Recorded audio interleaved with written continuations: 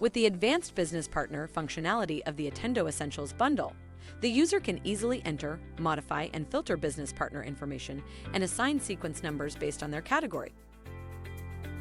Before using the Business Partner General View window, it is necessary to configure the sequence number. To do this, go to the Document Sequence window and create a new record for each organization and category.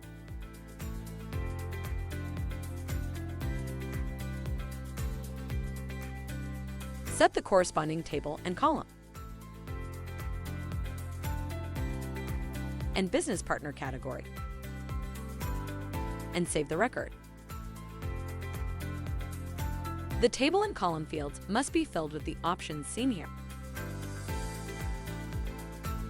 To be able to configure the sequence number, two preferences are set by default. The first preference is Auto Business Partner Document Number. This property allows the automatic generation of sequence numbers for business partners. The default value is Y. The second preference is Allow Jumps in Business Partner Document Number. This property allows jumping among the different document numbers. The default value is N, which means that it is not allowed to remove business partners or change business partner categories. Now, let's take a look at the Business Partner General View window. Here, you can see all the business partner information of each record, grouped in the customer, vendor creditor, and employee sections of the header.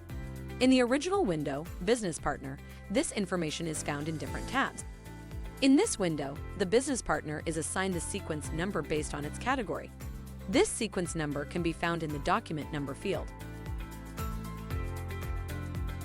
With these features in the Business Partner General View window, the user can easily create, modify, and filter business partner information according to their needs.